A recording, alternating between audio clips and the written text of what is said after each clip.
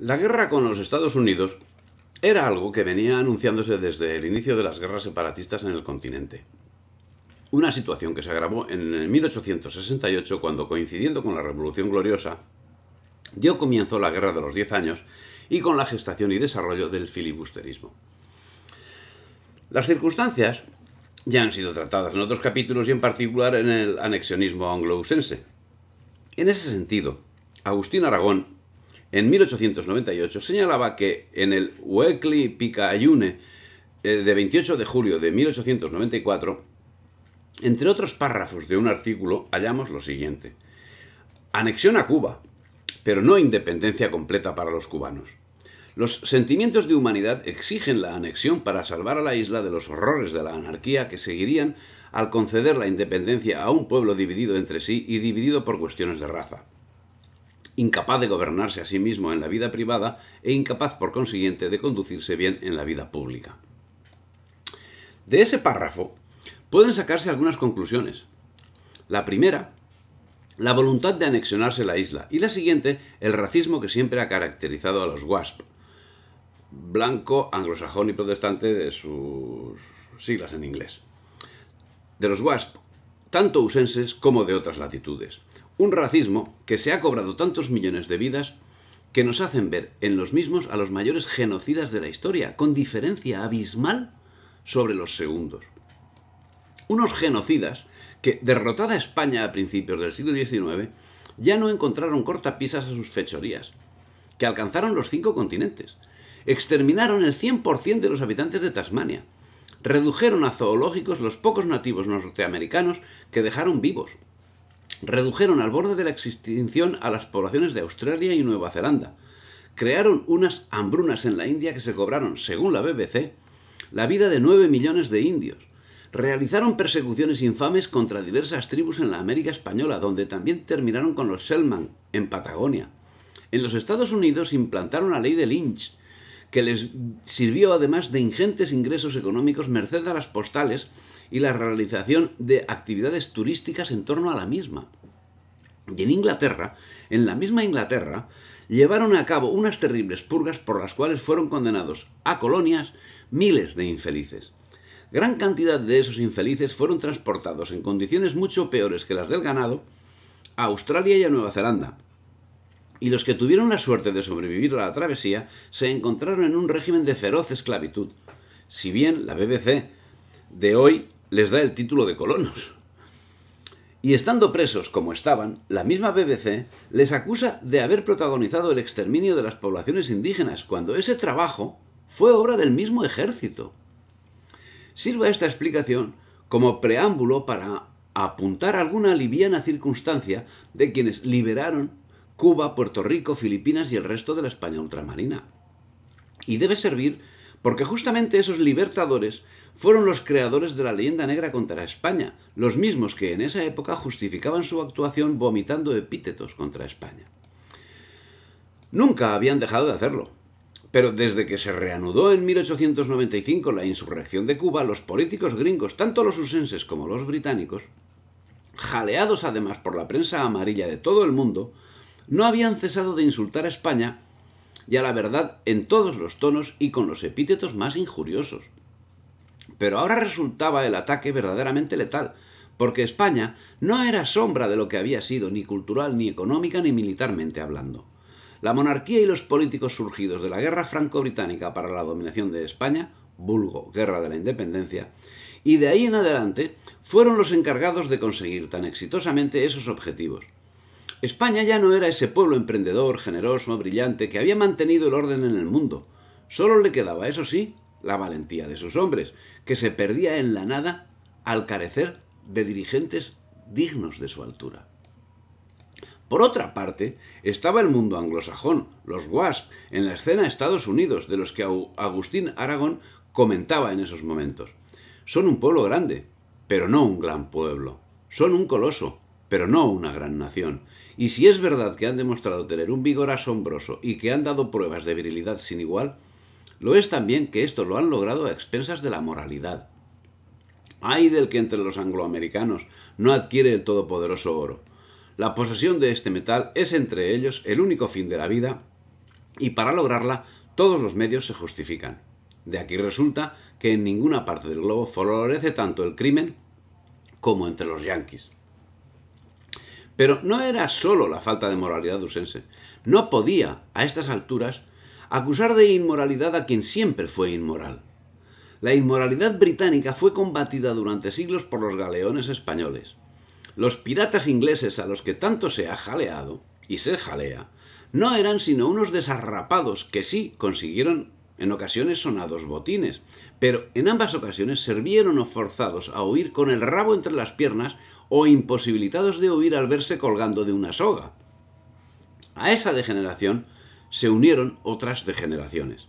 La verdadera causa moral de la situación padecida por España no fue otra que nuestra propia degeneración, que hizo caer nuestra patria en la esencia de la degeneración de la que ya entonces se alimentaba Europa y los Estados Unidos.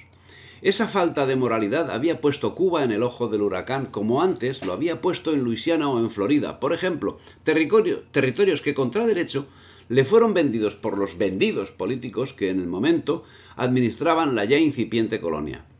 España, que se había convertido en suministrador necesario de su propio territorio. En ese sentido, Julio Pérez señala que España carecía de intereses geopolíticos y de estrategia. Y dice, la guerra hispano-norteamericana responde en todo momento a la iniciativa, los intereses geopolíticos y la planificación estratégica de los Estados Unidos. España, por el contrario, no desea la guerra, no hace un uso estratégico de sus posesiones ultramarinas y carece de un proyecto viable para los territorios en disputa. Se trata, por tanto, con toda claridad de una guerra de agresión. Pero es que esos intereses y esa estrategia habían sido puestos al servicio de los enemigos de España, y los gestores del gobierno hacían oídos sordos al clamor. Ya habían cometido la felonía de abandonar Santo Domingo. Ahora tocaba el turno al resto de las Antillas y como colofón al Pacífico. Era público y notorio que Cuba y Puerto Rico, españolas, se interponían en los proyectos geopolíticos usenses. Ambos enclaves eran punto capital en la estrategia usense, como lo había sido Santo Domingo, y ese extremo era manifestado sin rubor de manera reincidente, hasta el extremo que en el mensaje presidencial de diciembre del 96 el presidente Cleveland manifestaba que la hostilidad abierta contra España no era inconcebible. Una estrategia que una nación ultramarina como era España debía estar a la orden del día, por pura supervivencia. Una estrategia que quedó en evidencia en 1885 con el conflicto de las Carolinas, cuando el gobierno cayó en la cuenta que no existían en todos los mares puntos donde los barcos pudiesen suministrarse del carbón necesario para su funcionamiento. ¿Solucionó el gobierno esta cuestión? ¿Por qué no lo hizo? Tal vez, solo tal vez, por el mismo motivo que saboteó el proyecto del submarino Peral o por el mismo motivo que los secretos del destructor de Villa Amil fueron revelados a Inglaterra. Y en cuanto al telégrafo, ¿es posible que teniendo en cuenta la configuración de España, Europa, América, Pacífico, Filipinas, no se hubiese buscado una alternativa a la dependencia de Inglaterra? Al estallar la guerra en el 98, los enlaces telegráficos entre las capitanías generales de Cuba, Puerto Rico y Filipinas con Madrid pasaban forzosamente por tendidos de cable submarino propiedad de empresas de Estados Unidos y de Inglaterra.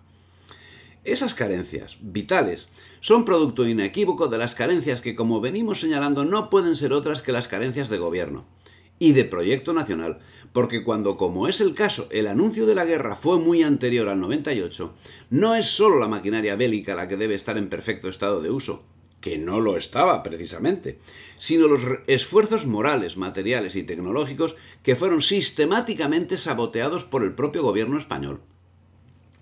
Y para mayor gozo del enemigo, esas carencias eran de conocimiento público.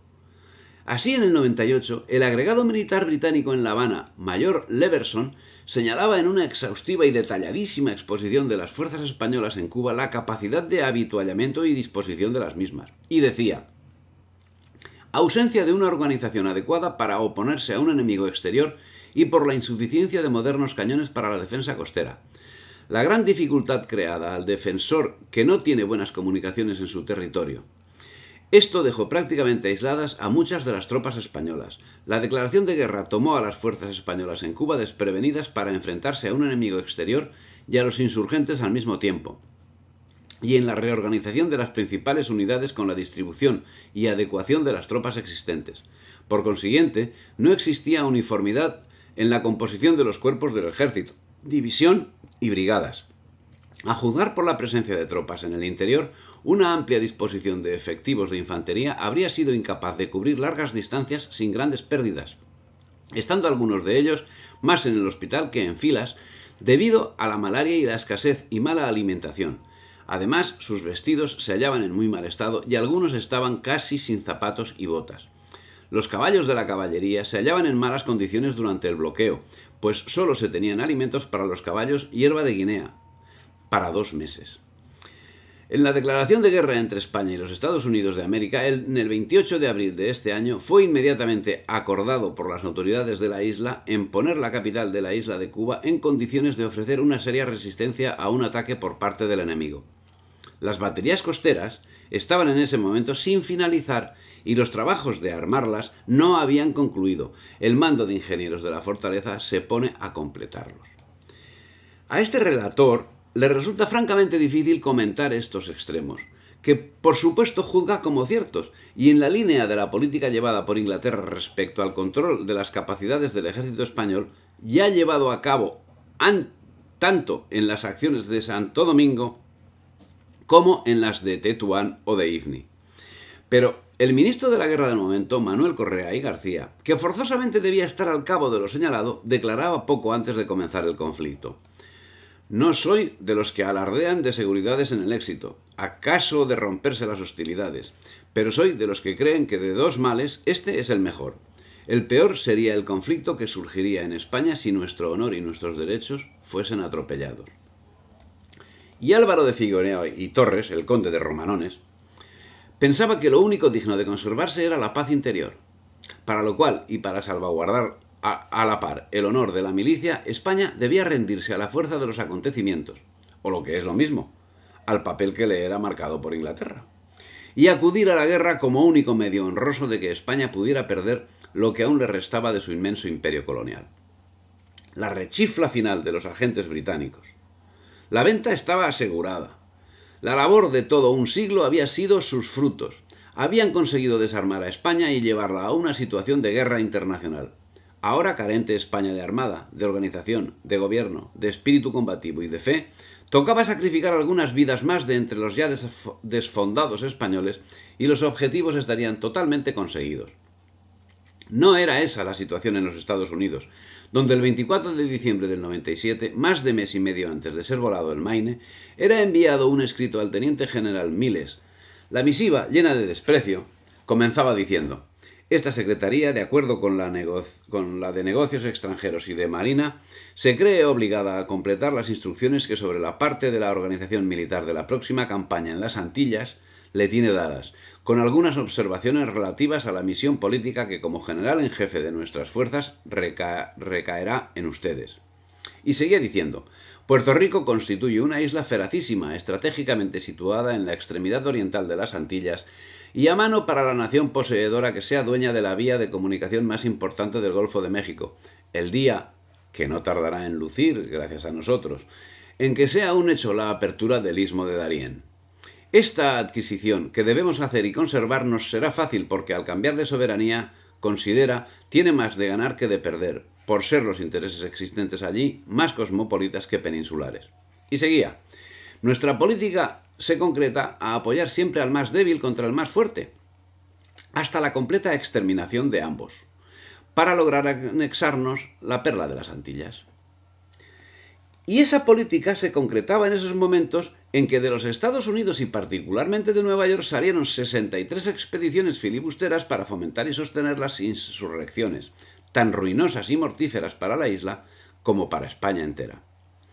Sirva lo relatado a modo de plantear la situación y pasemos a relatar los hechos, crudos y dolorosos, de una manera estrictamente secuencial.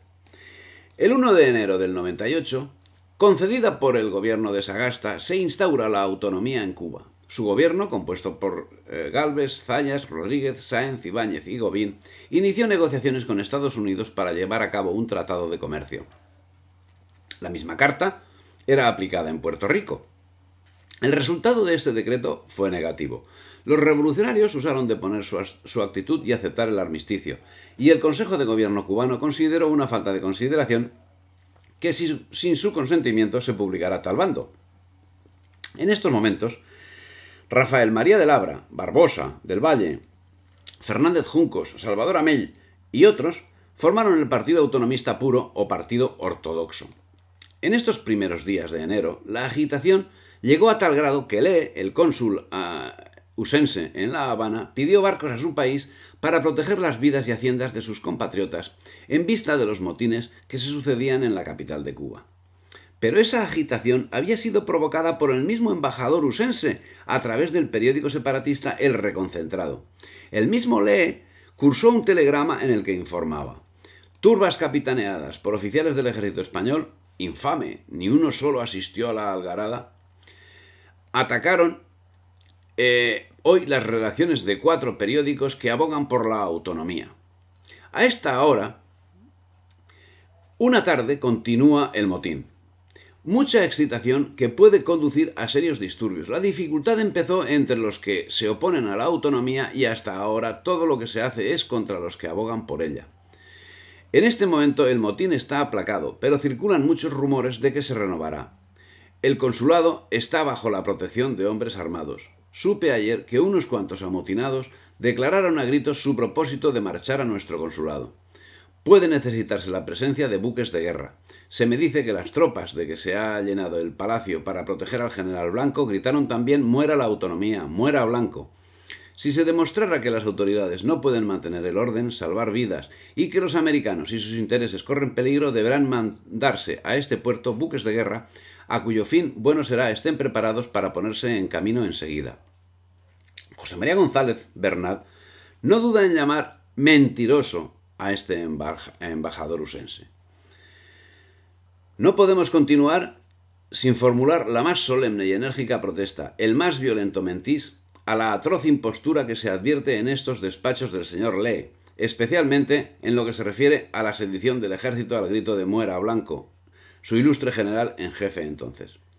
Los Estados Unidos desplegaban su marina en torno a Cuba y el día 25 entraba el Maine en La Habana, al respecto de cuya visita escribía Juan Valera el 7 de febrero del 98.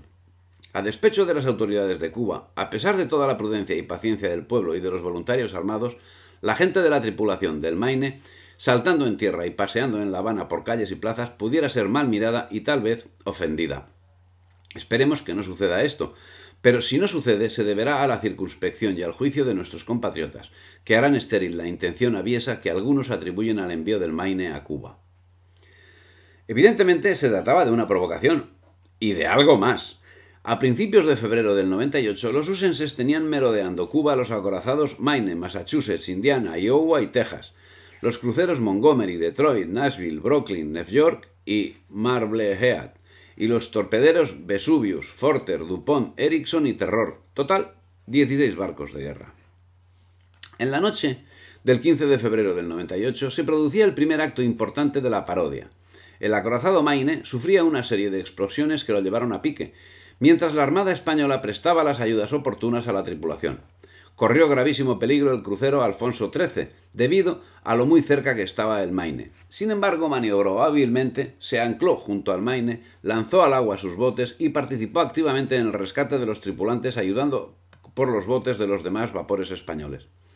A mayor abundamiento, un notable marino usense, el vicealmirante Erben, declara, según se lee en un telegrama fechado ese día en Nueva York, que el Maine voló por explosión originada en sus propios almacenes y que esas cosas ya habían sucedido antes.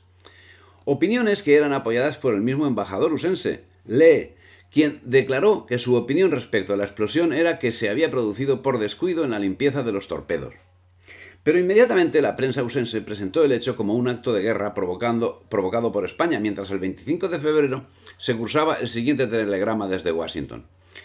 Informes alarmantes de Cuba, recibidos ayer tarde, indicando que la catástrofe del Maine se debió a una mina submarina, han producido la mayor agitación, hasta el punto de que aún los hombres más importantes y conservadores han perdido sus cabezas.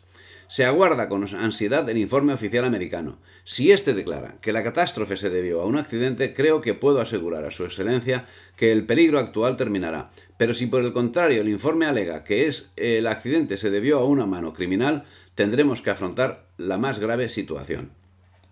Ante semejantes informes que anunciaban la posible entrada en guerra y como si las circunstancias vividas hasta el momento no fuesen suficientes para atender esas cuestiones, el gobierno español trató el estado de las defensas de Cuba, siendo que en oficio del 23 de febrero se señalaba que no había en La Habana ni en los arsenales de la península elementos para remediar siquiera las averías de los buques en los combates, y así la primera consecuencia del primer choque naval había de ser necesariamente dejar inactiva a la mayor parte de la escuadra para todo el resto de la campaña, aunque se triunfara del enemigo. Todo marchaba conforme marcaba el guión. Estados Unidos acusó a España de haber colocado una mina submarina bajo el acorazado, argumento utilizado para declarar la guerra a España. Sin embargo, resulta bastante plausible que el hecho hubiese sido provocado de manera premeditada por los mismos Estados Unidos, máxime cuando el 25 de febrero, 10 días después del autoatentado, el comodoro Dewey concentraba sus fuerzas en Hong Kong dispuesto a atacar Manila.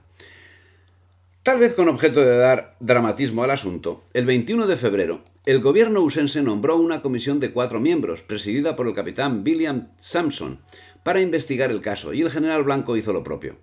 Los peritos husenses declararon que el Maine fue destruido por la explosión de una mina submarina, mientras los peritos españoles señalaron que la explosión fue interior y producida ya por la caldereta de la Dinamo, ya por combustión espontánea del algodón pólvora con que se cargan los torpedos. Todo hacía indicar que el dictamen de los peritos españoles era el correcto. Algo, por otra parte, nada extraño si tenemos en cuenta que anteriormente, y como el Maine, habían sufrido accidentes de combustión espontánea del carbón el Olympia, el Wilmington y el Brooklyn y el Oregón. Debían pasar 100 años para que alguna luz alumbrase algo. En documentos desclasificados en el 1997 y en relación al asunto del Maine se reconocía: se ha previsto una serie de incidentes bien coordinados a tener lugar en y alrededor de Guantánamo para dar apariencia genuina de ser hecho por fuerzas cubanas hostiles. Pudiéramos hacer volar un barco estadounidense en la bahía de Guantánamo y culpar a Cuba. Pero debía seguir la tragedia. El día 2 de marzo se concentró en Hong Kong una armada husense y el día 8 una tercera escuadra husense cercaba Cuba. España solo tenía en Cuba el Vizcaya y el Oquendo. El 10 de marzo, el nuevo ministro plenipotenciario de España en Washington, Polo de Bernabé, tomó posesión de su cargo y el 16 era informado de que el acopio de armamento que estaba llevando a cabo Estados Unidos no estaba motivado porque quisiese invadir Cuba, sino porque España se estaba rearmando. Mientras tanto, el almirante Cervera, que ante estos acontecimientos había sido encargado de comandar una armada para la defensa de Cuba, señalaba en carta al ministro de Marina fechada el 16 de marzo del 98. En el departamento de Cartagena, donde se organizaba la escuadra, no había el 16 de marzo municiones, pertrechos, carbón, ni víveres, ni nada, y poco más o menos sucedía lo mismo en los otros departamentos. Pero el ministro de Marina hacía referencia al valor de las tropas españolas. El almirante Cervera rebatió uno a uno todos los argumentos del ministro, señalándole que la actuación ordenada conducía inexorablemente al desastre, llegando a remitir un telegrama en el que decía: «Suplico a vuestra excelencia que me permita insistir en lo desastroso que conceptúo las consecuencias de nuestro viaje a América para porvenir de la patria. Así opinan todos estos hombres de honor. Suplico a vuestra excelencia que lea este telegrama, así como toda mi correspondencia oficial y confidencial. El presidente del Consejo para tranquilidad de mi conciencia». De nada servían las súplicas y los consejos del almirante, como de nada servían los informes de otros mandos señalando esa misma realidad. En ese sentido, el general Panda afirmaba que el número de soldados en disposición de pelear en la fecha y en la isla citada no pasaba de 50.000. Si bien añade que no había por entonces más hombres en armas por falta de recursos. En medio de estas consideraciones, el 19 de marzo, comunicaba al ministro de Estado que los barcos de guerra Massachusetts y Texas se habían unido al escuadrón que se hallaba en Hampton Roads, que nuevos distritos militares se habían formado en el sur y que un Billy se había presentado en la Cámara añadiendo 103.000 hombres más al contingente de la Armada. El día 22 de marzo, los husenses solicitaron autorización para volar los restos del Maine, autorización que fue denegada. Rara actuación del gobierno español, que podía haber posibilitado el estudio minucioso del caso. Y el 26 de marzo, la propaganda husense hacía público el siguiente comunicado: El ministro de Guerra tiene en su poder comunicaciones de los gobernadores de los estados y comandantes de las guardias nacionales, asegurando que con 48 horas de aviso pueden poner a disposición del gobierno 10.100.000 hombres armados y equipados para el caso de un conflicto.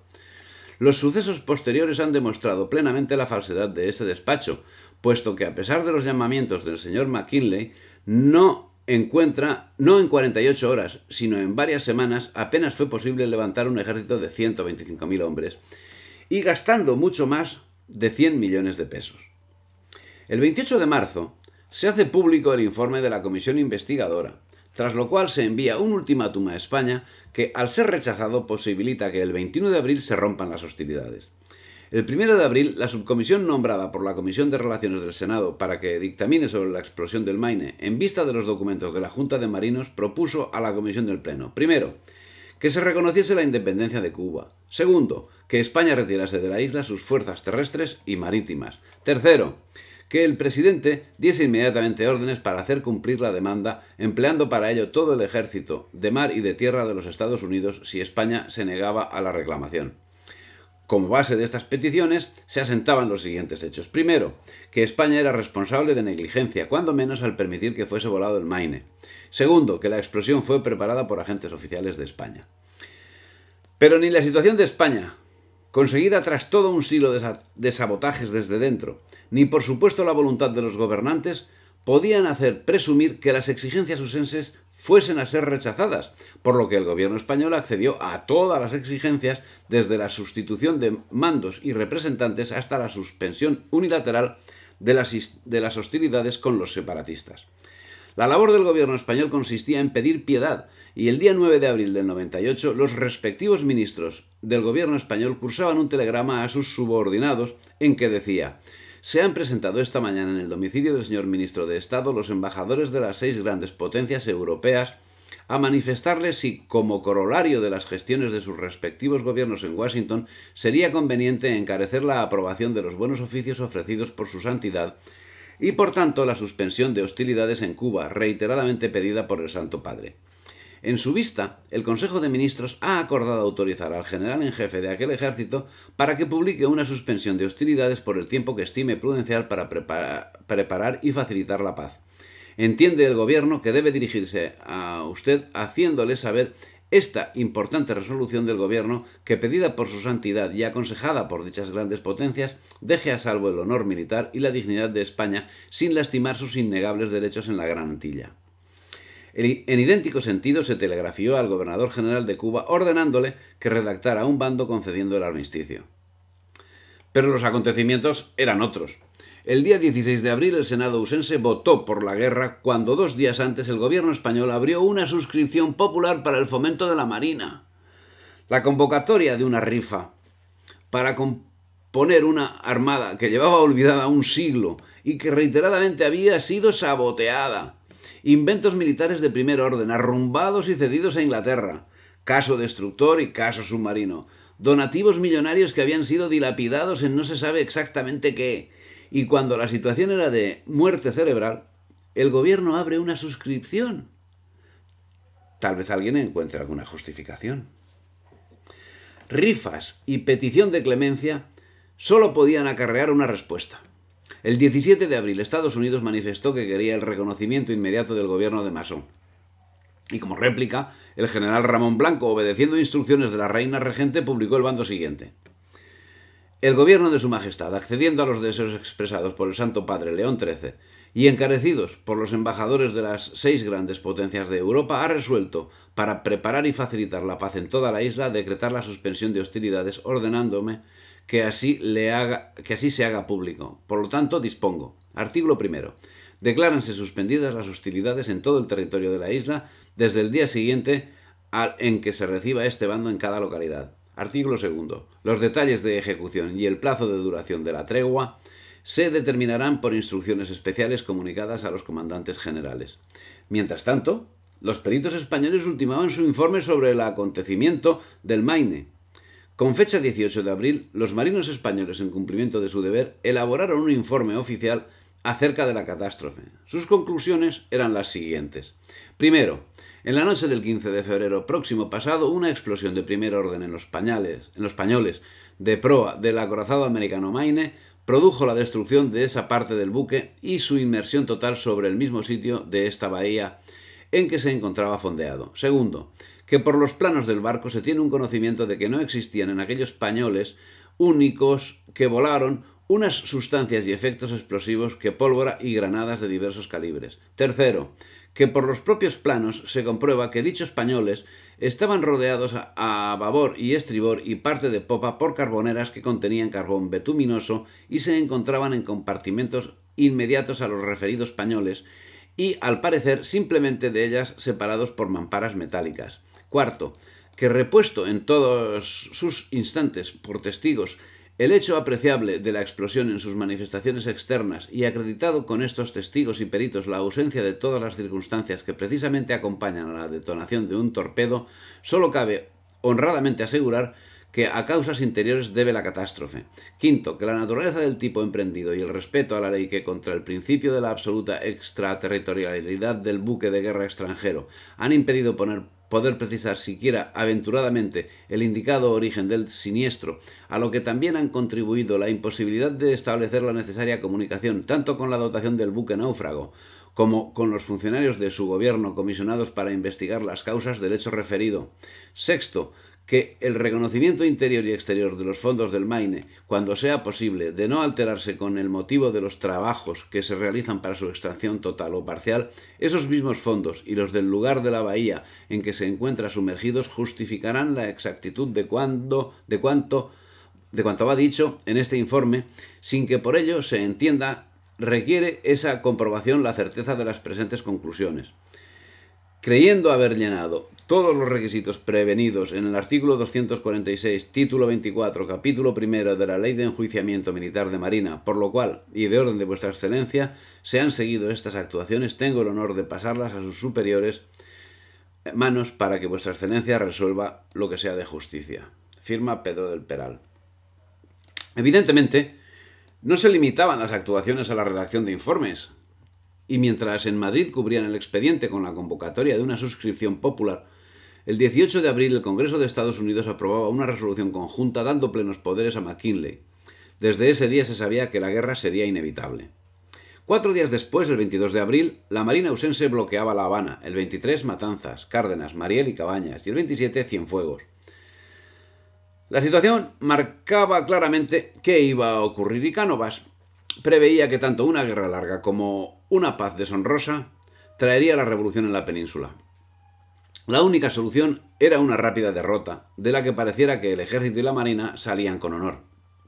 No era el único que preveía qué iba a suceder. Carlos Riabaja, soldado que resultó prisionero, dejó escrito en su libro de memorias: la cosa está en litigio, y ojalá a los gobernantes actuales alguien sobrenatural les ilumine y opten por no declarar la guerra a los Estados Unidos, porque bien quisiera equivocarme, pero será nuestra perdición. España va al abismo, pero al abismo insondable.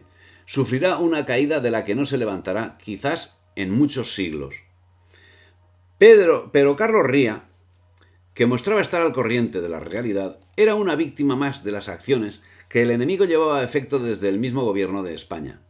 Hechos concretos y generalidades, debidamente relacionados con los acontecimientos, son los que nos pueden dar una versión más acertada de la realidad. Así, hecho concreto y personal es el relatado por el citado, como hecho concreto y puntual es el que nos relata Antonio Crespo Massieu en relación con la actuación de un traidor, el capitán de navío Emilio Ruiz del Árbol. En abril, un poco antes de que comenzaran los combates, el entonces capitán de navío Emilio Ruiz del Árbol, que estaba destinado en Cuba como jefe de la estación de Matanzas, desertó de su puesto y se marchó a los Estados Unidos. La prensa americana informó que se había detenido a un pasajero del mercante Panamá con documentación falsa a nombre de Remigio Zapatero, que portaba una carta cifrada, pero que se le había identificado como un oficial de la Marina Española que había estado destinado años atrás en Washington. El detenido estaba en Cayo Hueso, sede del Centro de Operaciones de la Inteligencia Naval. La prensa ausense no volvió a informar sobre este asunto. La prensa española sí que informó de la presencia en Washington, en plena guerra, de Emilio Ruiz del Árbol, que se alojaba en el mismo hotel en el que lo hacían los congresistas forasteros y de su posterior viaje a Nueva York. Precisamente, en Washington habían ahorcado por esas fechas a un ciudadano inglés sospechoso de ser espía a favor de España. En 1899, tras firmarse el armisticio, regresó a España. Ni en Estados Unidos ni en España le fue aplicado el Código Penal Militar, tal y como suele hacerse con los presuntos delitos de deserción, espionaje o traición. Bien al contrario, sería recompensado con la Orden de Carlos III. Y cuando resulta que esos hechos concretos y puntuales coinciden con la realización de unos acontecimientos de una envergadura muy superior, podemos llegar a sacar conclusiones. ¿Es posible que un soldado se dé cuenta de una situación de tan evidente importancia para el ser de la patria que muerde las carnes y el gobierno no se entere? ¿Es posible que un reconocido traidor sea condecorado por ese mismo gobierno? Todos eran conscientes de la situación, por lo que desde el 20 de abril las Cortes se hallaban reunidas en sesión permanente para intentar hacer frente al conflicto bélico. La declaración oficial de guerra se produjo entre el 21 y el 22 de abril. En esos momentos no solo Cuba, sino cualquier lugar de España estaba absolutamente desprotegido, corriendo riesgos evidentes Filipinas, las Carolinas y todo el Pacífico, Canarias, Baleares. Y además se debían 11 meses de sueldo a los oficiales y a la marinería de la escuadra. Pero es que además, el 16 de marzo del 98, el almirante Cervera había señalado en carta al ministro de Marina que el departamento de Cartagena, donde se organizaba la escuadra, no tenía municiones, ni pertrechos, ni carbón, ni víveres, ni nada. Y poco más o menos sucedía lo mismo en los otros departamentos. Y como ya queda señalado más arriba, en oficio de 23 de febrero, había señalado que no existía en toda España material para atender las averías de los buques. Pero el ministro de Marina, Segismundo Bermejo, respondía así a las demandas del almirante Cervera. No es tan considerable la diferencia de tonelaje entre nuestra escuadra y la de los Estados Unidos, contando en ella algunos de nuestros buques de La Habana disponibles para combatir. En base a esta argumentación, de nada sirvieron las advertencias del almirante Pascual Cervera en lo referente a la verdadera situación de la Armada, como tampoco sirvieron las advertencias de otros mandos militares como el general de Marina Gómez Imaz y Lazaga, o el general Mulder y Mozo, que se oponían a la salida de la escuadra de Cervera en las condiciones en que fue enviada. De nada servían las advertencias, pero es natural que así se actuase en el momento decisivo cuando llevaban décadas laborando en ese sentido. En ese orden, el 8 de abril, por orden taxativa del gobierno, partió de Cádiz el contraalmirante Pascual Cervera hacia un destino incierto, sin bases de aprovisionamiento de carbón y con una armada de desguace. El almirante Cervera recibió un telegrama del ministro en el que se indicaba: la premura de la salida impide por el momento darle a conocer plan que solicita, pero lo tendrá, con todos sus detalles, a los pocos días de su llegada a Cabo Verde, pues seguirá a sus aguas un vapor abarrotado de carbón. Ni qué decir tiene que el vapor abarrotado de carbón no existía.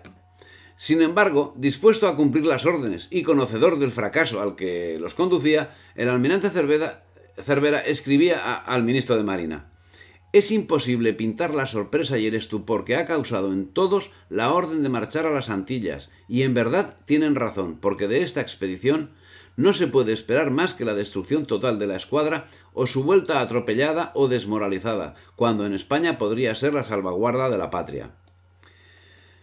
Con el crucero acorazado Cristóbal Colón sin su armamento principal colocado, los cruceros protegidos Infanta María Teresa, Vizcaya y Almirante Oquendo, y los destructores contratorpederos Plutón, Furor y Terror del capitán de navío Fernando Villamil, partía el almirante Cervera a la defensa de Cuba, mientras el ministro Bermejo cursaba un comunicado al almirante en el que, entre otras cosas, le decía: tomarán la posición de cubrir las comunicaciones entre el seno mexicano y el Atlántico, procurando destruir Cayo Hueso, donde tiene hoy principalmente su depósito de víveres, municiones y carbón la escuadra de los Estados Unidos. Si esto se consiguiese y la estación fuese favorable, podría el bloqueo extenderse sobre sus costas del Atlántico para cortar sus comunicaciones y comercio con Europa. Todo esto salvo las contingencias que pueda resultar de encontrar usted combates en que se decidirá quién puede quedar dueño del mar. El almirante Cervera, que debió quedar admirado de lo que le encargaba a tan menguada escuadra, escribió una carta confidencial al ministro en la que se demostraba dispuesto a morir por la patria sin dejar de señalar por ello la realidad de sus fuerzas. El natural impulso de marchar decididamente al enemigo, entregando la vida en holocausto de la patria, era la primera nota que se dibujaba en todos, pero al mismo tiempo, el espectro de la patria abandonada, insultada y pisoteada por el enemigo, orgulloso con nuestra derrota, que no otra cosa puede obtenerse en definitiva yendo a buscarlos a su propio terreno con fuerzas tan inferiores, les hacía ver que tal sacrificio no solo era inútil, sino contraproducente, puesto que entregaban la patria a un enemigo procaz y orgulloso, y Dios solo sabe las funestas consecuencias que esto podría traer. Pero el gobierno estaba totalmente decidido a acabar el asunto de una manera rápida, por lo que procedió a la organización de otra escuadra, que al mando del general Cámara estaba compuesta por los cruceros Pelayo y Carlos V, los cruceros auxiliares Rápido y Patriota, los transatlánticos armados con cañones Hontoria, el Buenos Aires y el Piélago, el Giralda y los cazatorpederos Osado, Audaz y Proserpina, cuyo destino nunca alcanzado sería Filipinas. La calificación quizás más certera obtenida por esta armada de reserva la brindó el cónsul de los Estados Unidos en Port Said, quien al verla entrar en el canal de Suez telegrafió a su gobierno diciendo que estaba compuesta de 2 buques de guerra y de basura. En el curso del cumplimiento de las órdenes recibidas, el almirante Cervera no cejó en sus intentos por intentar cambiar lo que él interpretaba un inmenso error. Y el 22 de abril escribía al ministro: «El Colón no tiene sus cañones gruesos, y yo pedí los malos. Si no había otros. Las municiones del 14 centímetros son malas, menos unos 300 tiros. No se han cambiado los cañones defectuosos del Vizcaya y del Oquendo. No hay medio de recargar los casquillos del Colón. No tenemos un torpedo Bustamante. No hay orden ni concierto que tanto he deseado y propuesto en vano. La consolidación de servomotor de estos buques solo ha sido hecha en el Teresa y el Vizcaya cuando han estado fuera de España. En fin, esto es un desastre ya, y es de temer que lo sea pavoroso dentro de poco. Y no le molesto más. Considero ya el acto consumado y veré lo mejor que pueda salir de este callejón sin salida». Y lo reafirmaría en carta privada dirigida a su hermano poco antes de partir de las islas de Cabo Verde hacia San Juan de Puerto Rico, por orden del ministro Bermejo. El almirante Cervera estaba convencido que un enfrentamiento directo con la flota ausense sería un total desastre dada la manifiesta inferioridad y disminuida operatividad de la Armada española. Inútil, estéril, calificó al sacrificio a que eran condenados las tripulaciones y los buques de su escuadra. El crucero acorazado Cristóbal Colón, sin su armamento principal colocado, los cruceros protegidos Infanta María Teresa, Vizcaya y Almirante Oquendo, y los destructores contratorpederos Plutón, Furor y Terror del capitán de navío Fernando Villaamil. Sin embargo, el gobierno y la prensa alardeaban de poseer una armada superior a la de los Estados Unidos, y eso lo hacían no precisamente por el desconocimiento de la realidad, pues durante años habían recibido la debida información y eran conscientes que desde 1883 hasta 1896, 13 años, las botaduras llevadas a cabo en los Estados Unidos más que quintuplicaban las botaduras de barcos llevados a efectos por España, como también eran conocedores que en piezas de gran calibre la proporción era de 7,7 a 1 a favor de los Estados Unidos. Desde que la guerra entre España y los Estados Unidos fue un hecho, difícil es decir cuánto se habló y se dijo de la escuadra española, o mejor de las escuadras, pues nadie ignora las 1000 noticias que sobre compra de buques dieron los periódicos, al extremo que de haberles dado crédito, nuestra Marina de Guerra hubiera sido muy superior a la americana en número y calidad. Y es que había mucho más, porque en 1894 ya fue expuesta nuevamente la cuestión en las Cortes por el diputado Díaz Moreu, quien afirmó que la Armada Española solo disponía de 3 barcos en condiciones de combate, y estos de escaso rendimiento. Pero era otra voz que clamaba en el desierto. El gobierno de Sagasta no solo no adquirió nuevos barcos de guerra, sino que suspendió los trabajos de los arsenales, y así llegó el mes de abril, y los barcos que en octubre se encontraban en construcción o en reparación seguían en la misma situación medio año después.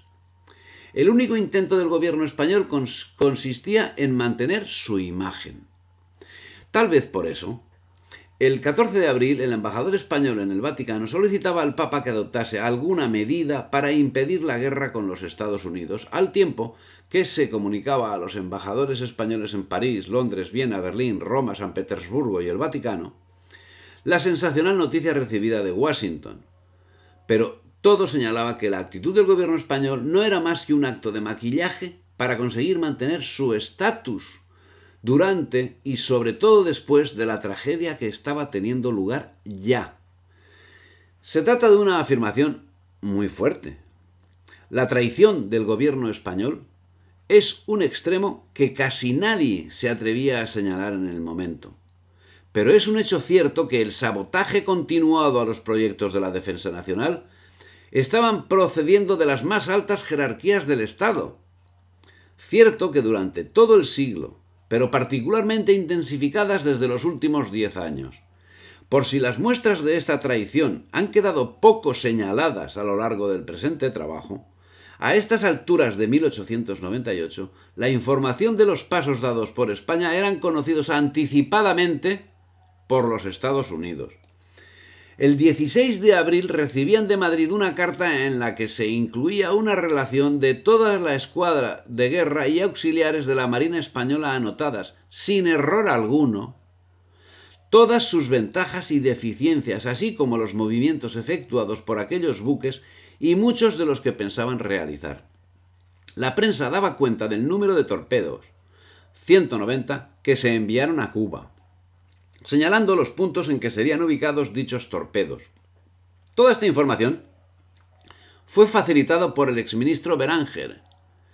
El cónsul americano en Cádiz remitió también valiosísimas informaciones, pero no tan importantes como las de Beranger.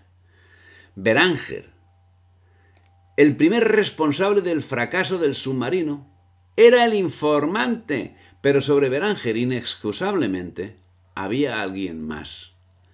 ¿Quién estaba por encima de Beranger? Esa es la pregunta. El 18 de abril del 98, las cámaras de representantes usenses adoptaron una resolución conjunta que disponía que, primero, el pueblo de la isla de Cuba es y de derecho debe ser libre e independiente. Segundo, que es el deber de los Estados Unidos demandar, y el gobierno de los Estados Unidos por la presente demanda, que el gobierno de España inmediatamente renuncie a su autoridad y gobierno en la isla de Cuba y retire de ésta sus fuerzas de tierra y mar. Tercero, que al presidente de los Estados Unidos se le ordene, y por la presente se le ordena y faculta, para usar todas las fuerzas de tierra y de mar de los Estados Unidos, así como para llamar al servicio actual de los Estados Unidos la milicia de los varios estados en la medida que pueda ser necesaria a los fines de dar efectividad a esta resolución. Cuarto, que los Estados Unidos, por la presente, niegan toda disposición o intención de ejercitar soberanía, jurisdicción o dominio sobre dicha isla, excepto en cuanto sea necesario para la pacificación de la misma, y afirman los Estados Unidos su determinación de dejar el gobierno y dominio de la isla a su pueblo tan pronto como esa pacificación tenga efecto. Esta resolución pasó en el Senado por 42 votos contra 35 y en la Cámara por 310 contra 6. El día 20 fue sancionado por McKinley. Acto seguido, el 20 de abril, el gobierno usense envió un ultimátum a España, en el que decía: se ha proporcionado a usted el texto de las resoluciones aprobadas por el Congreso de los Estados Unidos el 19 del actual, relacionadas con la pacificación de la isla de Cuba.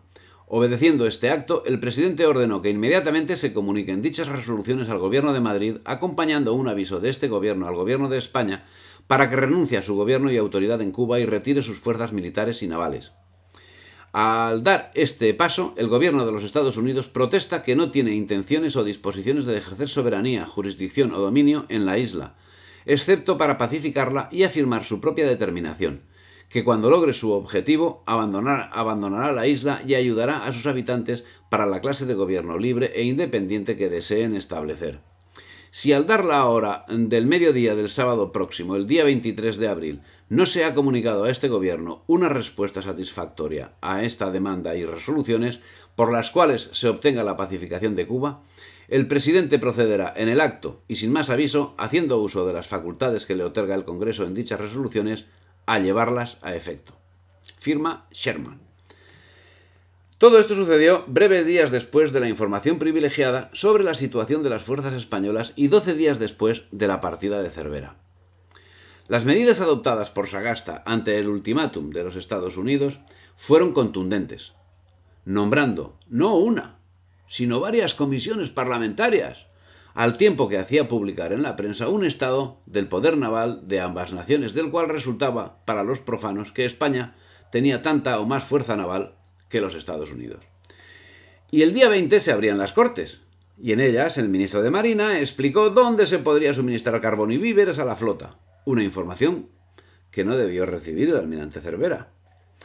El 21 de abril quedaron rotas las relaciones diplomáticas con los Estados Unidos y el 22 las costas de Cuba se encontraban amenazadas por buques de guerra ausenses que apresaban los mercantes españoles que se cruzaban en su camino, llevando a cabo un bloqueo que garantizaba la rendición de la isla, salvo que una acción de la Armada Española lograse levantar el bloqueo, algo que no se iba a producir. La situación era la señalada, pero la guerra no sería declarada por los Estados Unidos hasta el día 25, con efectos retroactivos al 21, con el fin de salvaguardar la legalidad internacional, ilegalidad a la que por supuesto el gobierno de Sagasta no prestaría la menor atención, y que por el contrario dotó de legalidad el bombardeo del puerto de Matanzas y la captura de los barcos mercantes españoles por parte de la Armada ausense antes de declarar la guerra. Y es que el 22 de abril el cañonero Nashville había cañoneado y capturado al vapor español Buenaventura en la costa norte de Cuba y cerca de La Habana al Pedro, conduciendo su presa a Cayo Hueso, al tiempo que de La Habana salían libremente los mercantes usenses Orizaba y Saratoga. Este acto de verdadera piratería, anterior a la declaración de guerra, fue causa de que el Congreso americano retrotrayese la fecha de la ruptura de hostilidades al día 21 de abril. Y el 25 de abril se produjo la declaración formal de guerra, que fue comunicada por la siguiente nota. Ministerio de Relaciones. Abril 25. El Congreso aprobó el día 20 de abril una resolución referente a la intervención para la pacificación e independencia de la isla de Cuba. El gobierno español, con fecha 21 de abril, informó al ministro americano en Madrid que consideraba esta resolución equivalente a una declaración de guerra y que por lo tanto retiraba a su ministro de Washington, terminando así todas las relaciones diplomáticas. Por esta razón, el Congreso aprobó hoy una resolución declarando que un estado de guerra existe entre ambas naciones, incluso el día 21 de abril. La coartada jurídica había sido servida, justamente por el gobierno español. ¿Otro error del gobierno de la colonia? Habrá quien así lo crea. Y los separatistas cubanos no dudaron en convertirse de inmediato en colaboradores de la invasión. Ya el día 18, Calixto García se había ofrecido a los Estados Unidos de Norteamérica. Ahora tocaba hacerlo de forma oficial, por lo que la Junta Cubana de Nueva York se apresuró en declarar que el gobierno cubano y su ejército cooperarían efectivamente con los invasores usenses. La prensa informaba de la situación, y La Vanguardia, del 26 de abril del 98, publicaba lo siguiente. Telegrafían de Nueva York diciendo que el almirante Sampson ha dicho al gobierno que sería temerario intentar ningún ataque a la plaza de La Habana, a menos de surgir disensiones interiores y no marchar de acuerdo con fuerzas de desembarco numerosas para realizar un ataque por tierra. Por ahora, se limitarán los yanquis a un bloqueo lento pero continuo, procurando utilizar las fuerzas navales que operan de acuerdo con los grandes buques de la escuadra para apresar en detalle los barcos españoles mercantes. Aunque se habla ya en todos los círculos de que las primeras operaciones tendrán lugar en Filipinas de acuerdo con aquellos rebeldes, háblase también de un importante ataque a Puerto Rico. Reina confusión inmensa en los espíritus y contribuye poderosamente a este estado de los ánimos la carencia absoluta de noticias sobre el movimiento y planes de nuestra marina. Comunican también de Nueva York que los torpederos norteamericanos que van con la escuadra que bloquea La Habana se encuentran en situación muy difícil. Al navegar les entra agua por todas partes, posibilitando casi las operaciones de a bordo. Por este motivo, las tripulaciones de dichos barcos llevan 80 horas sin poder dormir. Dicen de Nueva York que en los círculos oficiales de Washington preocupa mucho la atención el fijar la fecha en que ha comenzado la guerra. El presidente McKinley opina que España dio por declarada la guerra al dar los pasaportes a Mr. Woodford. Añade que al saber España que el presidente había declarado que aprobaba la resolución del Congreso, ipso facto debía dar por declarada la guerra. Los centros diplomáticos opinan lo contrario, afirmando que el acto de España suponía solo ruptura de relaciones. El gobierno norteamericano se ha incautado del cable de Cayo Hueso, ejerciendo rigurosamente la censura. Dícese que pronto será cortado el cable de Cuba a la Jamaica para dejar incomunicada la Gran Antilla. Si, como dicen los telegramas de Hong Kong, la escuadra americana salió con dirección a Manila el día 23, puede encontrarse frente a la capital del archipiélago el día 27, o sea, pasado mañana miércoles. El escenario estaba perfectamente preparado. El comodoro Dewey estaba en Hong Kong esperando la orden para atacar Filipinas. La orden la recibió el 27 de abril, el día que bombardearon Matanzas y Cárdenas, y luego Cienfuegos y también San Juan de Puerto Rico, siendo que en todos los casos no hubo ningún resultado, lo que en el siglo XXI debe ser tenido en cuenta por el mundo hispánico. Remarquemos que ni con la complicidad del gobierno del enemigo tuvieron los usenses resultados positivos en su ofensiva. José Müller, militar español en servicio, señalaba los acontecimientos.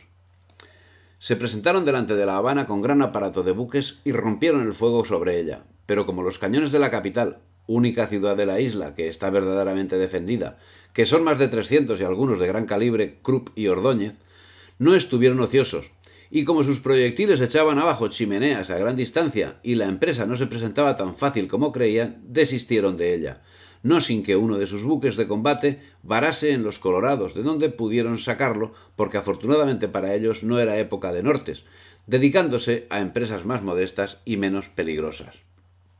El 30 de abril es rechazado un intento de desembarco usense en Pinar del Río. Un nuevo intento sería también rechazado el día 4. Solo pudieron desembarcar con la indispensable colaboración de los separatistas en Santiago, y es que la campaña en tierra era menos incierta para España que el enfrentamiento en el mar. La guerra se desarrollaría principalmente en el mar, en el Caribe y en Filipinas, contraviniendo la opinión en contra de los jefes de la Armada Española que pretendían concentrar la vieja flota de que disponían para defender las costas peninsulares y las Islas Canarias y Baleares, y forzando a que las previsibles expediciones de desembarco usense en Cuba y Filipinas se viesen sometidas a una guerra de guerrillas y de ataques marítimos a sus líneas de aprovisionamiento. Pero la Orden de Madrid, más acorde a los intereses anglosajones, fue dirigir los barcos hacia Cuba y Manila y presentar una imposible rotura del bloqueo de la flota usense en una operación manifiestamente imposible que además dejó desguarnecida la península y el eje Baleares-Estrecho-Canarias en el conocimiento de que existía además un pacto ruso-alemán por el que se pretendía la ocupación de las Baleares. Se empezaron a reforzar las defensas artilleras del estrecho de Gibraltar y ello provocó una crisis con Gran Bretaña, que también amenazó con enviar una flota para bombardear puertos españoles. Finalmente, lo que más asustaba era que una flota norteamericana pudiese ocupar las Islas Canarias. El temor compartido de las grandes potencias europeas a que Estados Unidos se pudiera acercar al Mediterráneo, que los ataques a España desencadenaran la caída de la monarquía y un desesperado último esfuerzo diplomático del gobierno Sagasta evitaron estos escenarios. Evidentemente, esa situación no podía llevarse a efecto, no podían dar la puntilla a unos agentes que estaban cumpliendo tan a la perfección su cometido. Y es que esos esfuerzos diplomáticos no tendían a conseguir un mejor posicionamiento de España, sino a garantizar su sumisión, manifiestamente verificada ya durante los últimos 100 años, lo que dio suficientes garantías e impidió el cumplimiento de la manifiesta amenaza, mientras al propio tiempo Inglaterra, lo mismo en Jamaica que en Hong Kong y a despecho de la neutralidad, favorecía los movimientos de los barcos usenses. El 1 de mayo, el teniente Andrés Rowan, del ejército usense, coordinaba en Bayamo las acciones del ejército de invasión con los separatistas cubanos. Esa entrevista sería la primera de una serie que no acabaría hasta la derrota final. El 12 de mayo, la escuadra usense del almirante Sampson bombardeó San Juan de Puerto Rico. Desde el 30 de abril del 97, la plaza no había disparado un solo tiro de guerra. 101 años de paz. El 18 de mayo, se inició el bloqueo de La Habana, que se prolongaría por espacio de 2 meses. Ese mismo día formaba gobierno Sagasta. El día 19, tras un lamentable periplo en el que, contra las promesas del gobierno, no encontró lugar donde cargar carbón, milagrosamente llegó el almirante Cervera a Santiago, con la escuadra inoperativa por falta de combustible. La llegada de estos 6 buques inspiró verdadero entusiasmo entre el elemento peninsular sano de Santiago de Cuba, tanto mayor cuanto que nadie quiso creer eran los únicos que mandaba España, en términos que se le llamó la primera división, y el que menos esperaba 2 divisiones más. Los que no se formaban ilusiones, los que sabían a qué atenerse, los que conocían la realidad de las cosas, eran los que venían en los buques.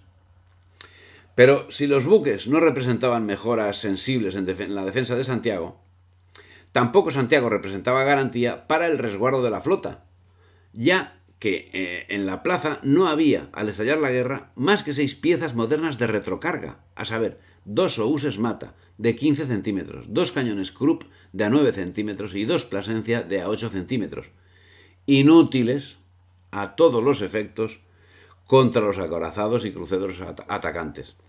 Según acta de la Junta Central de La Habana, todos los cañones de A8 eran inútiles, por cuya razón, lejos de ser eficaces, eran peligrosos. A este respecto, el almirante Cervera volvió a remarcar la triste realidad y manifestó que las tropas harían un mejor servicio en tierra, ya que la escuadra podía considerarse perdida desde que salió de Cabo Verde. Veía evidente que sólo quedaba el arrojo de los militares españoles frente al enorme aparato militar usense y la traición del gobierno y de la monarquía españoles. Con ese bagaje, el 25 de mayo la cañonera ligera, una pequeña embarcación de 20 metros de eslora, puso fuera de combate al torpedero usense Cruising, de 142 toneladas. Fue el primer combate de la guerra.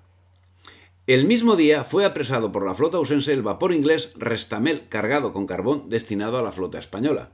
Al respecto, el comandante del San Paul, C.D. Sigsme, señala en el informe: su capitán manifestó francamente que esperaba ser capturado.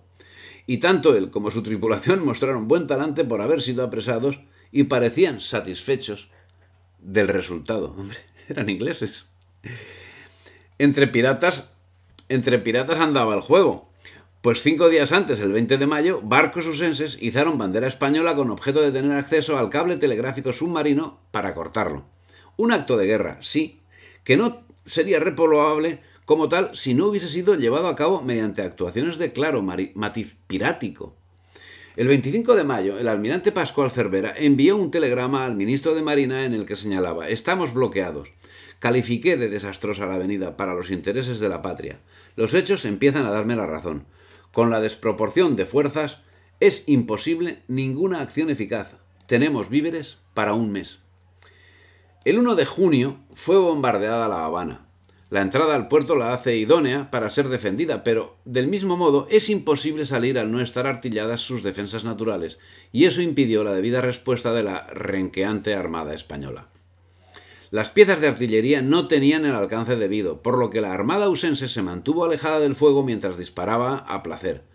Todo era consecuencia de la actuación llevada a cabo con anterioridad y que posibilitaba la total indefensión.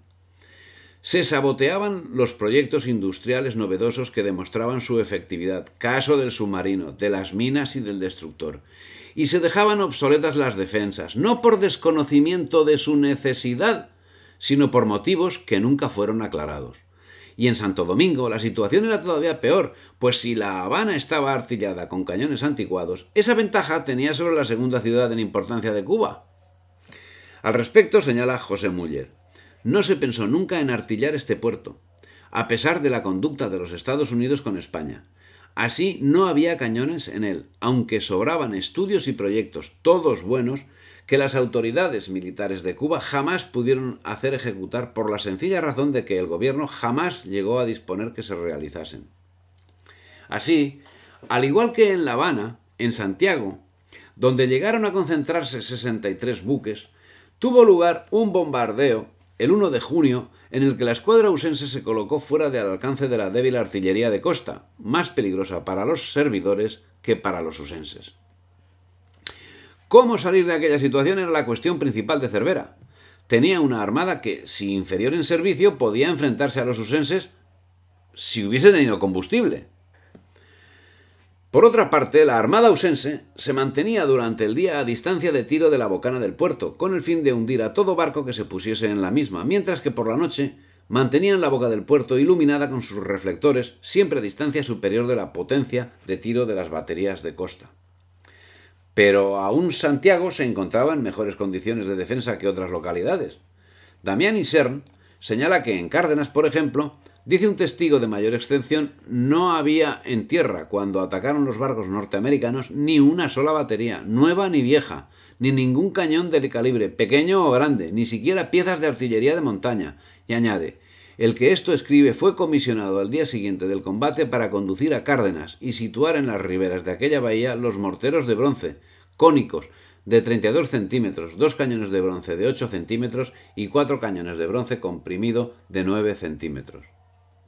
A esta situación se unía la carestía de alimentos, pero el gobierno seguía a su aire, y el ministro de la Guerra, general Correa, enviaba un telegrama al capitán general de Cuba, Ramón Blanco, en estos términos: la situación muy seria de Filipinas nos obliga a mandar allá buques y refuerzos de tropa tan pronto como sea posible.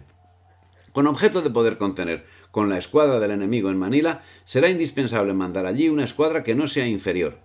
Ahora hay allí solo 2 buques de guerra, y uno de ellos creo que no puede pasar el canal. La única cosa que podemos hacer es enviar todos los barcos de la escuadra de Cervera que puedan salir de Santiago. Pero antes de adoptar una resolución en ese sentido, el gobierno desea conocer su opinión con respecto al efecto que podría producir en el polo de Cuba la retirada de la escuadra de Cervera. Este movimiento sería tan solo temporal, y una vez conseguido el objetivo de Filipinas, la escuadra volvería a Cuba sin pérdida de tiempo y fuertemente reforzada. Evidentemente, la farsa debía continuar. Con los tristes medios que se contaban, el día 3, en Santiago, fue echado a pique el crucero auxiliar usense Merrimack, que junto a otros 20 buques usenses bloqueaba la ciudad.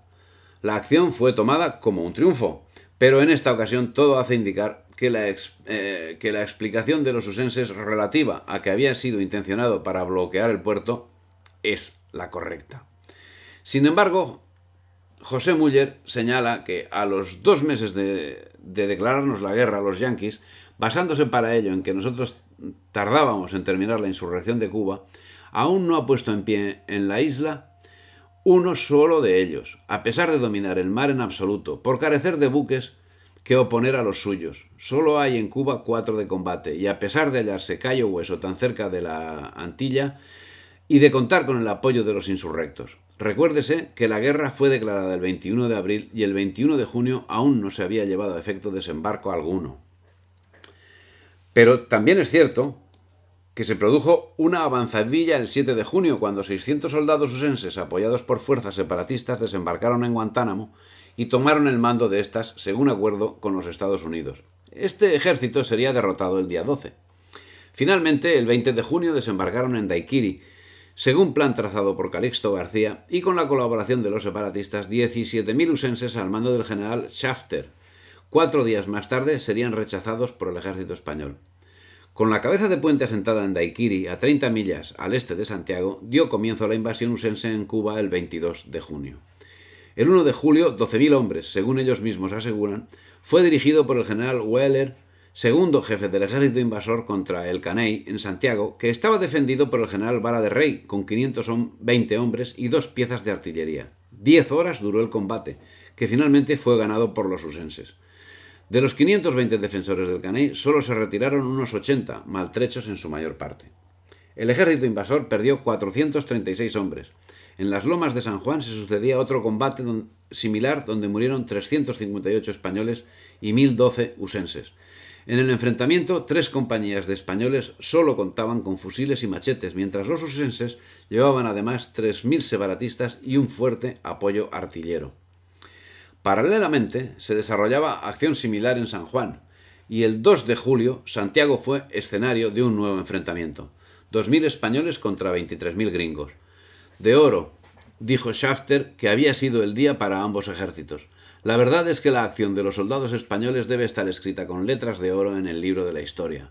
Los usenses quedaron al fin dueños del campo, cierto, pero no podía ser de otro modo. Su fuerza se componía de 17.000 soldados usenses a las órdenes de Shafter y 5.000 separatistas bajo el mando de Calixto García.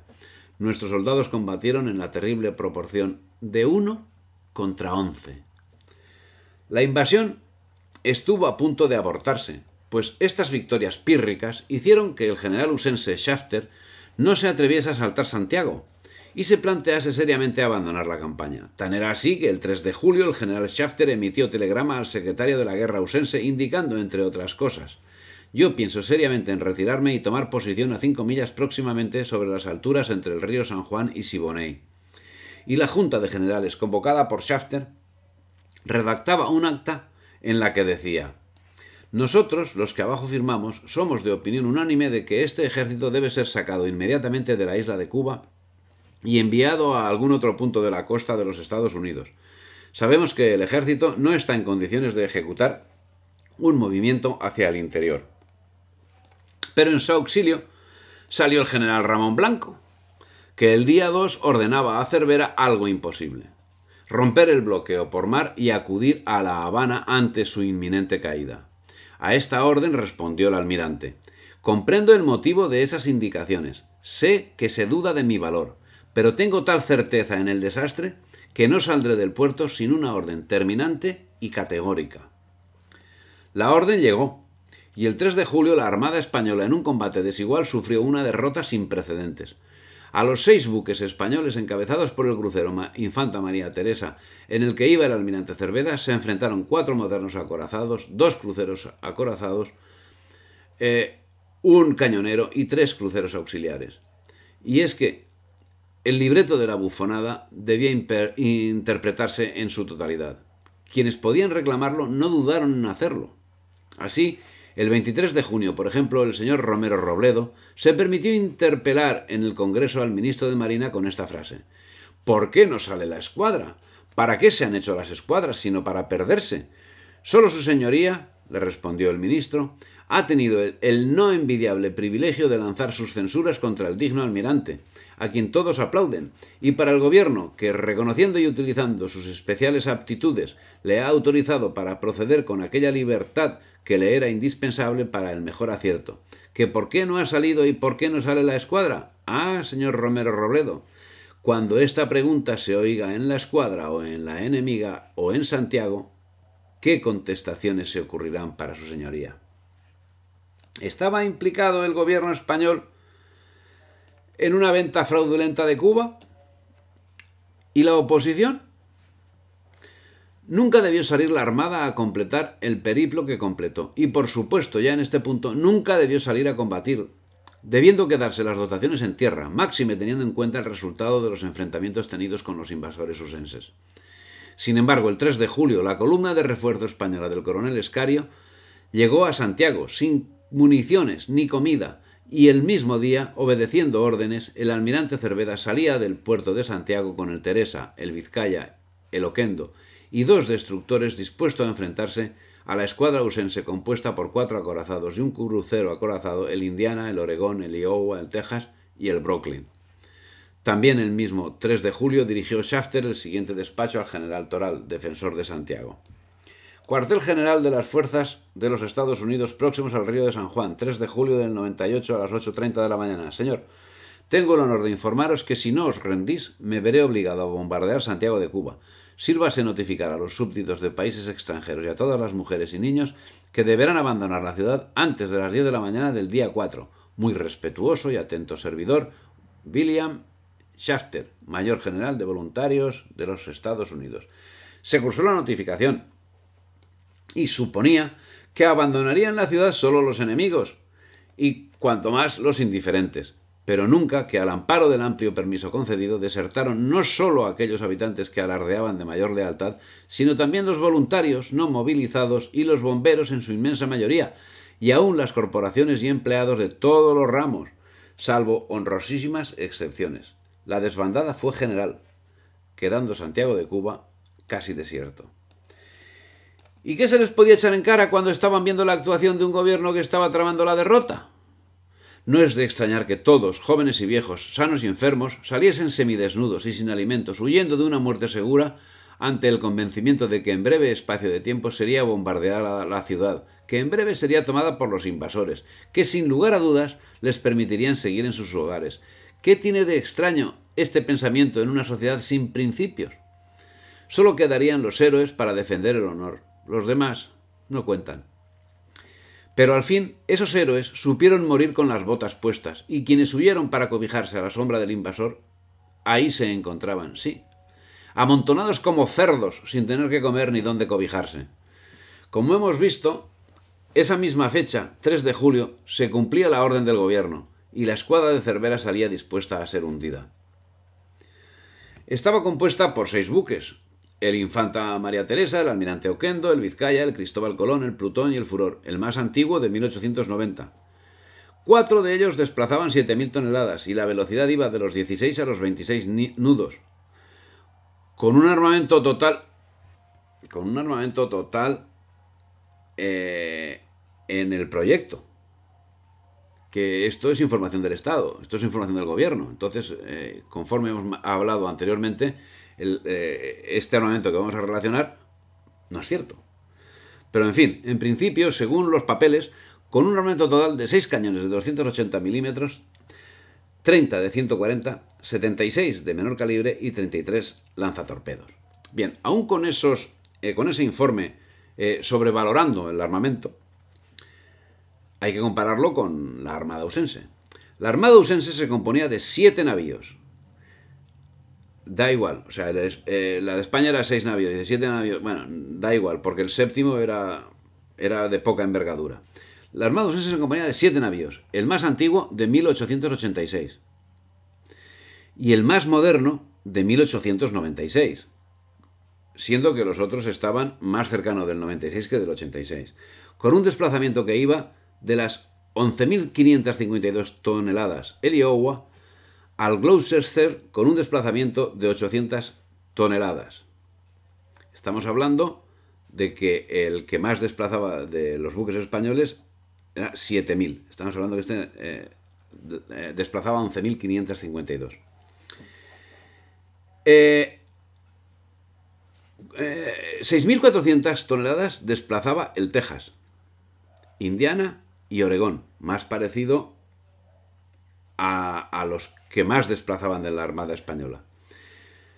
10.230 toneladas desplazaba el Brooklyn. 9.375 el New York. Su potencia de fuego conjunto era 8 cañones de 330 milímetros. Contra los 6 supuestos de 280 de la Armada Española. 30 de 203 milímetros contra los supuestos 30 de 140 milímetros de la Armada Española. 14 de 152 milímetros. Bueno, aquí ya no hay comparación con los de la Armada Española porque no existían. 12 de 127 milímetros, 91 de menor calibre y 27 lanzatorpedos. Bueno, en cualquiera de los casos, o sea, si ya con los datos facilitados por el gobierno ya el armamento era muy superior, siendo que la Armada estaba sin armar, pues la situación nos la podemos imaginar. El caso es que el Infanta María Teresa, el Almirante Oquendo y el Furor sufrieron un bombardeo infernal en la misma bocana del puerto. Recordemos que además no tenían combustible. Luego los usenses pusieron fuera de combate al Vizcaya y tomaron el Cristóbal Colón.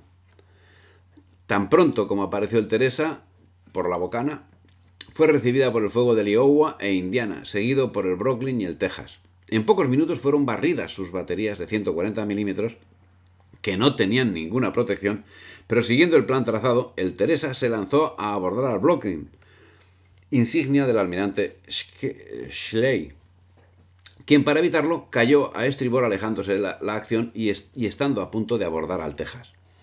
El Teresa, por su parte, para no ser víctima del espolón del Texas, cayó a su vez a estribor, corriendo a lo largo de la costa, y al poco tiempo recibió 2 impactos de 305 milímetros del Iowa que inutilizaron al buque porque le seccionaron la tubería principal de vapor, provocando un formidable incendio. El barco se estaba quedando sin movimiento. Tenía las cubiertas abarrotadas de muertos y heridos y fuera de servicio las baterías. El comandante había sido retirado herido y el almirante, que dirigía personalmente la maniobra, no encontró otra solución que vararlo para que no cayese en poder del enemigo. El Oquendo, cogido bajo el fuego del Oregón y del Indiana, corrió la misma suerte y fue a varar totalmente inutilizado cerca de donde lo había hecho el Teresa. El Vizcaya, aprovechándose de que el Teresa le cubrió en los primeros momentos, pudo alejarse un poco más, pero fue destruido enseguida por el Iowa, Oregón y Brooklyn. Los dos destructores fueron aniquilados tan pronto aparecieron en la boca, muriendo el jefe de la flotilla, Fernando Villamil. El Colón, mejor protegido aunque carente de sus cañones principales, pudo resistir más y se alejó bastante hacia el oeste, pero al acabarse el escaso carbón de buena calidad que llevaba a bordo, empezó a ser cazado por los Brooklyn, Oregón, Texas y Nueva York, quedando bajo el fuego de estos sin poder contestar con eficacia por carecer de su artillería gruesa. En estas condiciones, el comandante decidió hundir el buque a unas 70 millas al oeste de Santiago, abriendo sus válvulas de fondo.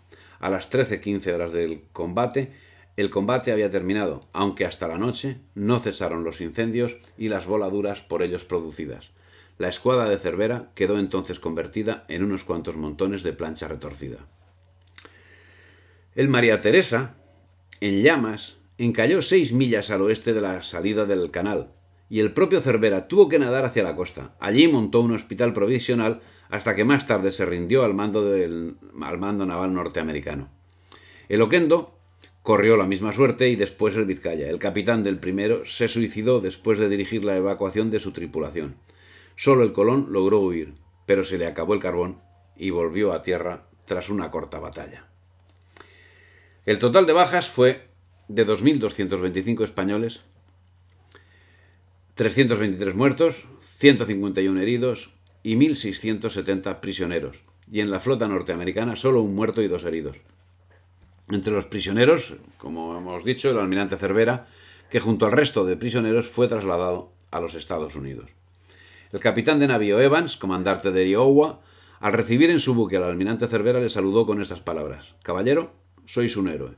Habéis realizado la hazaña más sublime de todas cuantas guarda la historia de la Marina».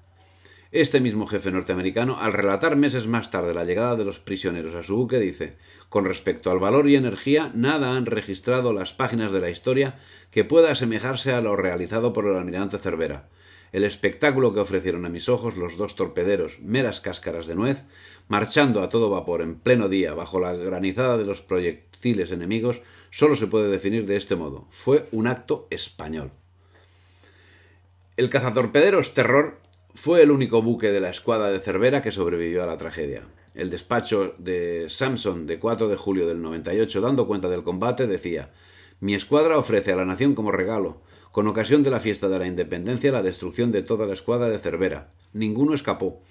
A las 9:30 de la mañana la flota trató de huir y a las 2 de la tarde el último barco, el Cristóbal Colón, embarrancó a 60 millas del oeste de Santiago y arrió el pabellón.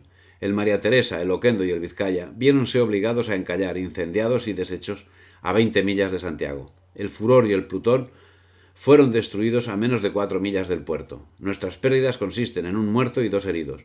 Las del enemigo llegan probablemente a algunos cientos por los cañonazos, las explosiones y los ahogados.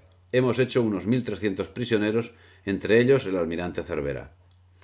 Tras el desastre, al general Arsenio Linares Pombo, jefe de la capital oriental, solo le quedó la opción de capitular.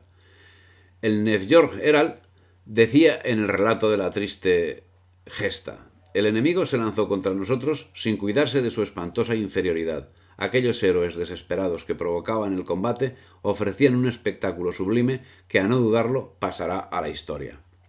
Prácticamente estaba todo terminado. Pero el día 7, Shafter se mantenía en sus posiciones sin atreverse a acometer Santiago, que sería bombardeada los días 10 y 11, mientras era rodeada por 30 regimientos usenses. Finalmente, en la madrugada del 13 de julio, el general en jefe autorizó al general Toral para capitular la ciudad de Santiago, pero a las 6 de la tarde del mismo día le comunicó que la capitulación debía ser resuelta por el gobierno. El día 15 recibió la autorización y el día 16 capituló Toral, al tiempo que el ministro de la Guerra, general Correa, contradecía su misma orden del día anterior. Quedaba manifiesta la categoría moral de los ministros, y en concreto del ministro de la Guerra y del Gobierno en pleno. Se cumplía la máxima de que orden más contra orden igual a desorden, con el añadido de que en río revuelto el ministro pretendía cargar sobre las espaldas de Toral toda la responsabilidad derivada de la rendición de Santiago. Esta actitud de indecisión del gobierno español tuvo su compensación por el inesperado trato de los militares usenses, que para despecho de la clase política española no dudaron en reconocer el aplomo y el honor de los vencidos. Tan es así que en el acta de capitulación firmada el día 16 se incluyó un anexo que dice: reconociendo la caballerosidad, valor y gallardía de los generales Linares y Toral y de las tropas de España que tomaron parte en las acciones que se han librado en las cercanías de Santiago, como se ha demostrado en dichas batallas, nosotros, los abajo firmados, unánimemente nos asociamos para solicitar que conceda a estos bravos y caballerosos soldados el privilegio de volver a su patria llevando las armas que tan valerosamente han defendido. José Boeller, mayor general; Lawton, mayor general; Mindley, teniente ayudante. Y no es de extrañar tal reconocimiento, ya que la plaza supo resistir la acometida de la escuadra que bloqueó el puerto de Santiago de Cuba al mando del almirante Sampson en unas condiciones de inferioridad de armamentos que llamó la atención de los invasores cuando, habiendo tomado posesión de la plaza, observaron que las defensas de Santiago en tierra estaban compuestas mayoritariamente por cañones de avancarga. Estas circunstancias hicieron que los inspectores usenses exclamasen: esa escuadra, señalando a la del almirante Sampson, no tiene perdón, cuando en tantos días no ha ganado el puerto y deshecho la ciudad y sus defensas. El 17 de julio del 98 fue arriada la bandera española de Fuerte Punta Blanca de Santiago de Cuba, siendo sustituida por la de los Estados Unidos. El general Lawton fue nombrado gobernador de la provincia de Oriente y el 20 de julio el ya general Watt pasó a ser gobernador de la ciudad de Santiago. Vistos estos antecedentes, ¿fue correcta la actuación de Toral? La verdad es que Toral fue apedreado por la multitud cuando desembarcó en Vigo, y sin embargo el gobierno no tuvo el mismo trato y siguió actuando conforme al programa. Y el general Correa no fue procesado.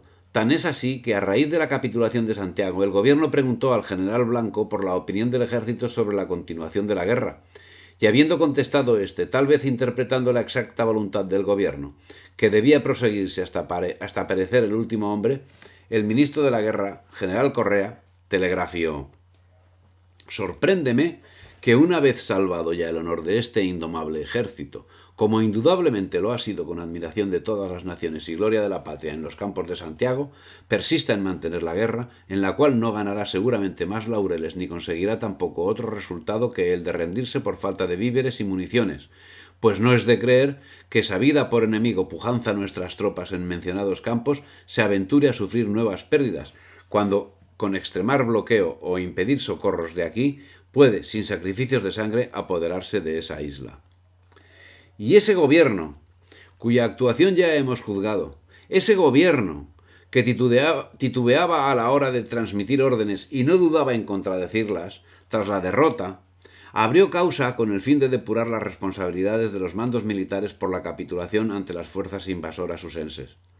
En la defensa de su gobernador, José Toral, se resaltan todas deficiencias defensivas de que adolecía la plaza, así como que a pesar de ello el general Shafter señalaba la plaza como inexpugnable.